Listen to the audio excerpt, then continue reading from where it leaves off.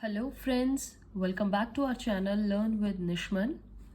Continuing our chapter 2nd, we have moved to the next subdivision, that is when the opinion of third persons become relevant. Right? And in it today we are going to do section 45, 45A and 46. Otherwise it includes section 45 to 51. All right, तो आज हम start करेंगे section 45 से. इसमें ये बताया गया है बच्चे कि ओपिनियन ऑफ थर्ड पर्सन, जब ट्रायल चल रहा होता है तो थर्ड पर्सन की ओपिनियन कब रेलिवेंट मानी जाती है. Okay, so our section 45 says opinion of experts.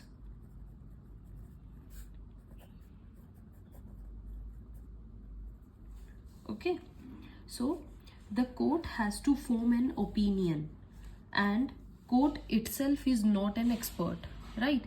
ये जरूर बच्चे, जब भी कोई विक्टिम होता है, ठीक है, तो डेथ अराइज हुई है, जज can not find out but rather postmortem report will say how the death is caused. यही होता है ना.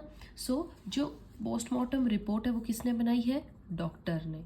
देयरफॉर इस केस में कौन हुआ doctor? Expert. So in all the matters the opinion of the expert has to be taken. Expert हम किसे बोलते हैं? Person specially skilled.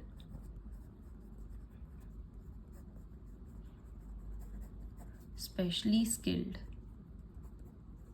Okay, the person who is specially skilled is known as expert, और इस person को हम बोलते हैं peritus. So if anybody asks you what is peritus, person who is specially skilled is peritus. Other synonym is expert. Okay, जैसे foreign law के बारे में जानकारी ये एक एक्सपर्ट को होगी. साइंस, फोरेंसिक रिपोर्ट्स, फिंगरप्रिंट्स, है ना.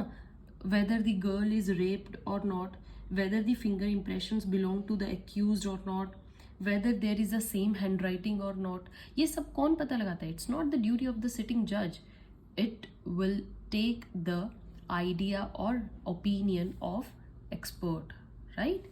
He will take opinion of expert. Now peritus आपको बता दिया बच्चे, person who has technical knowledge, you know, to know how degree is not required in case of peritus. ठीक है, कोई डिग्री की ज़रूरत नहीं है, आपका एक्सपीरियंस आपको एक्सपर्ट बनाता है, राइट. फॉर एग्जाम्पल अगर आप एक ज्वेलर को देख लें, they are not even literate but they can tell whether this is original jewellery or not. How? Due to experience. So that person is also expert, or you can say peritus. According to Lord Russell, a person who is peritus, that is who is specially skilled on matters of what science and art, will be called an expert. Okay, it is not necessary to that he should have a professional knowledge, or you know, he must have a degree, a qualification in that matter. A person can be an expert and his opinion may be admitted in the court even if his opinion is based upon his experience. अगर वो experience पर भी बात कर रहा है वो भी court admit कर लेगी. Okay, the court may not be an expert upon that particular fact on which it has to form its opinion. हर बात पर कोर्ट अपनी ओपिनियन चेक करने के लिए एक्सपर्ट नहीं हो सकती है, and therefore for such an opinion it may seek the opinion of an expert, right. अगर एक एग्जांपल देते हैं, ए की डेथ हुई है, राइट, तो पोस्टमार्टम रिपोर्ट चाहिएगी, वो कौन देगा? Doctor. Whether bullet was shot from that pistol or not, ये कौन देगी? Ballistic report. फिंगरप्रिंट एक्सपर्ट बुलाया जाएगा, हैंड राइटिंग एक्सपर्ट बुलाया जाएगा, right. So fact whether the finger impression is that of accused or not, it establish identity of the person who shot. Expert's opinion regarding finger impression will also become relevant fact, right? So since expert opinion is upon relevant fact or fact in issue, वो automatically वो भी relevant बन जाएगी. ठीक है ना. देखिए बच्चे, एक्सपर्ट अपनी ओपिनियन किस पे देंगे? जो बात फैक्ट इन इशू में है, राइट. जैसे फैक्ट इन इशू में है कि इस पर्सन की डेथ इसी बुलेट से हुई है कि नहीं, इस पर्सन की राइटिंग यही है कि नहीं, तो ये जो ओपिनियंस होती हैं ये रेलिवेंट मान ली जाती हैं. कब? जब एक्सपर्ट अपनी ओपिनियन देते हैं. Expert's opinion in itself will be relevant, right?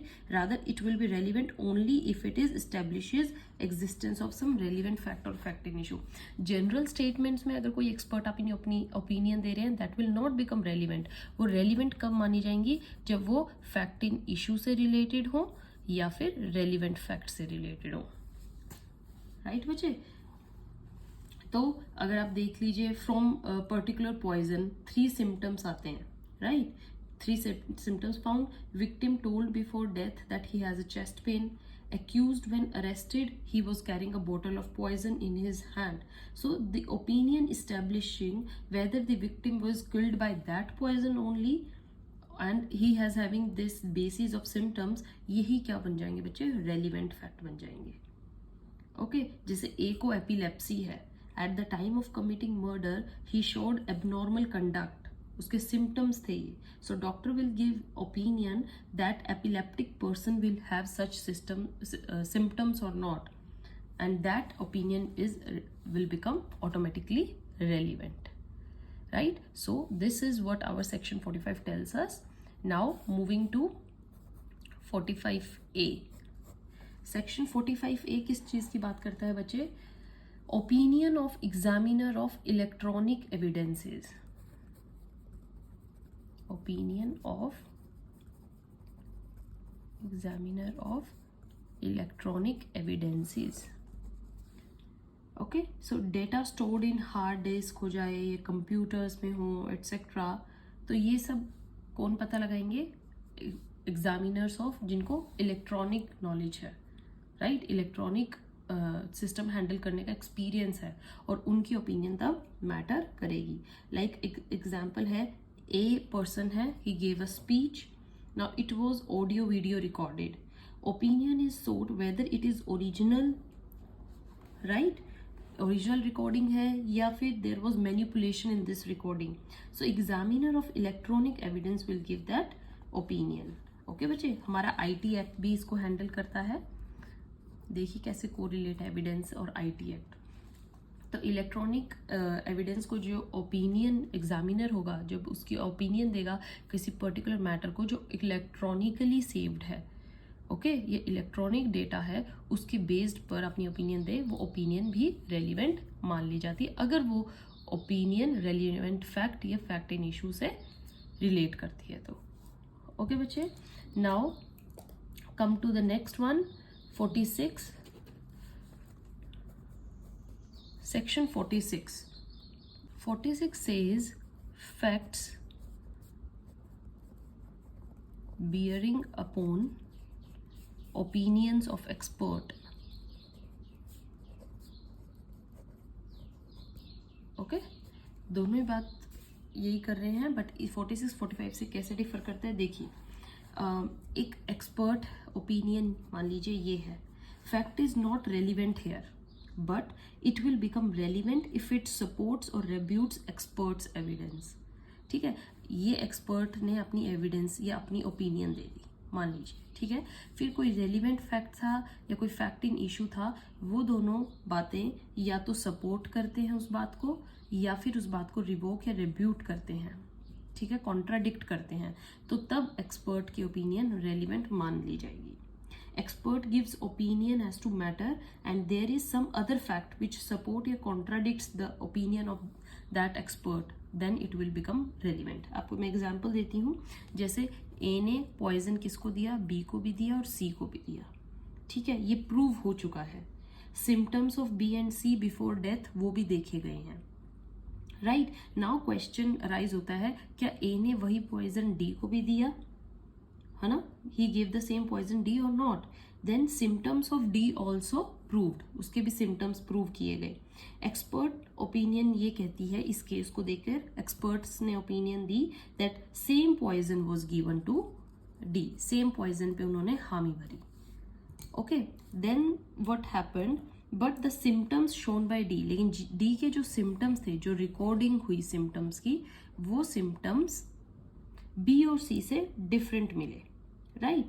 सो यहाँ पर क्या हुआ, ये रिकॉर्डिंग करके डी के सिम्टम्स बी और सी के सिम्टम्स से डिफर करते हैं, बट एक्सपर्ट्स ने बोल दिया सेम, तो दोनों बातें कॉन्ट्राडिक्ट कर गई, ये इस बात को रिब्यूट करती है, तभी क्या बन जाएगा, it contradicts the opinion of expert and therefore it will become relevant, right? Symptoms of B and C are otherwise not relevant, but जब ये बात कॉन्ट्राडिक्ट करेगी, क्योंकि मैटर इन इशू डी से रिलेटेड है और पॉइजन से रिलेटेड है, तो कोर्ट में ये बात बिल्कुल अच्छे से प्रूव की जाएगी कि यस बी एंड सी के जो सिम्टम्स थे वो डिफर थे, बट एक्सपर्ट्स ने अपनी ओपिनियन सेम की थी, दोनों ही दलीलें रखी जाएंगी. Okay, so person who has given export evidence if called by court then expert witness under section 293. ठीक है, एक्सपर्ट ने जिसने अपनी एविडेंस दी है, अपनी ओपिनियन दी है, उसको कभी भी किसी टाइम कोर्ट में बुलाया जा सकता है. For what? As a witness, right? He can be examined, cross examined or personally examined by the court. ठीक है, और किसके अंदर? Under section 293 CRPC. राइट आप एक और इलिस्ट्रेशन लीजिए. ये एक सी है बच्चे, right, and this is the port. Okay, sea port होते हैं, but movement of the ship was obstructed. यहाँ से शिप की मूवमेंट नहीं हो पा रही है. एक्सपर्ट्स ने क्या ओपिनियन दी? That sea wall has been formed. Sea wall किसको बोलेंगे बच्चे? सी वॉल बन गई है that deposition of sand, stone, है ना, और जिससे एक ऑब्स्ट्रक्शन क्रिएट हो गई है. दैट्स वाई जो शिप है वो मूव नहीं कर पा रही है, राइट. अब क्या होता है, जैसे ये सी है, ये हमारी लैंड होती है बाय चांस, और यहाँ पर एक सी वॉल कलेक्ट हो जाती है. सो ये एक्सपर्ट ने ओपिनियन दी कि सी वॉल बन गई, that's why ship can not move. But actual में फैक्ट क्या आया? At the same time at different parts of the earth which is located at same longitudes, obstruction was caused and it is proved that no sea wall was formed there. वहाँ पर कोई sea wall नहीं है. यहाँ पर experts ने opinion दी कि sea wall है, right? So इससे क्या हुआ? Therefore it is inconsistent with the expert opinion as to obstruction was caused due to sea wall. But what happened at different parts of the earth is not relevant. Generally देखिए, दूसरे अर्थ के parts को हम relevant नहीं मानेंगे, but अगर वो same situation में अप्लाई होते हैं और उसको कॉन्ट्राडिक्ट करते एक्सपर्ट के ओपिनियन को, तो जो ये एविडेंस है ये भी रेलिवेंट मान लिया जाता है, because it is inconsistent with the expert evidence, right. Okay बच्चे, सो हमने क्या देखा? एक रेलिवेंट फैक्ट है, इसको एक्सपर्ट ने अपनी ओपिनियन दी. Establishes fact in issue and relevant fact. Other facts भी होंगे जो, ठीक है, एक्सपर्ट ओपिनियन, फिर अदर फैक्ट आ जाएंगे, और जो वो अदर फैक्ट हैं वो या तो सपोर्ट करेंगे एक्सपर्ट ओपिनियन को या रिब्यूट करेंगे. ठीक है बच्चे, ऐसा करने से क्या होगा कि हमें दोनों ही बातों को लेकर चलना पड़ेगा, because we can not isolate single on one opinion. Okay, we have to see the other opinion which is contradicting it. Section 45, 45A and 46, I hope you are now clear. And in next video we are going to start with 47. We have to complete till 51 because this subsection is from 45 to 51. Opinion of third person when relevant, right? Till then, keep studying, keep reading. Goodbye.